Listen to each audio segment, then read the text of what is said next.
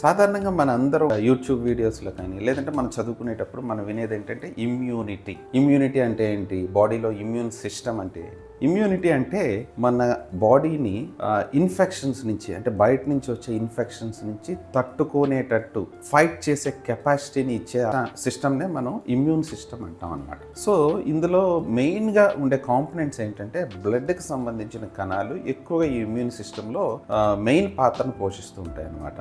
For example white blood సెల్స్లో neutrophils, lymphocytes, monocytes. ఈ మోనోసైట్సే మనకి టిష్యూస్లోకి వెళ్ళిపోతే వాటిని మ్యాక్రోఫేజెస్ అంటారు. ఇవి కాకుండా ఈ లింఫోసైట్స్ నుంచి వివిధ అదర్ వైట్ బ్లడ్ సెల్స్ నుంచి రిలీజ్ అయ్యే కొన్ని రకాల పదార్థాలు, ఇమ్యునోగ్లోబులిన్స్, సైటోకైన్స్ కానీ, ఇంటర్ల్యూకిన్స్, ఇలాంటి వాటిని అన్నింటినీ కలిపి ఇమ్యూన్ సిస్టమ్ అంటాం అనమాట. ఇందులో బ్లడ్ ఉంటుంది, బోన్ మ్యారో ఉంటుంది, లింఫ్ నోడ్స్ ఉంటాయి.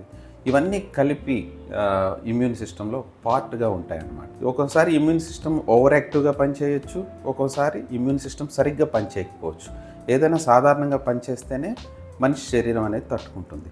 బాగా తక్కువగా ఇమ్యూన్ సిస్టమ్ పనిచేస్తే దాన్ని ఇమ్యూనో డెఫిషియన్సీ అంటాం. బాగా ఓవర్ యాక్టివ్గా ఇమ్యూన్ సిస్టమ్ పనిచేస్తే దాన్ని ఆటో ఇమ్యూన్ యాక్టివేషన్ అంటారనమాట. దానివల్ల ఐటీపీ లాంటి ప్లేట్లెట్ ప్రాబ్లమ్స్ రావచ్చు, లేదంటే కీళ్ళకు వ్యాధులకు సంబంధించిన రొమటాయిడ్ ఆర్థరైటిస్ ఇలాంటివి రావచ్చు. హార్ట్ ఎఫెక్ట్ అవ్వచ్చు, మజిల్స్ ఎఫెక్ట్ అవ్వచ్చు, కొన్నిసార్లు నెర్వ్స్ ఎఫెక్ట్ అవుతూ ఉంటాయి.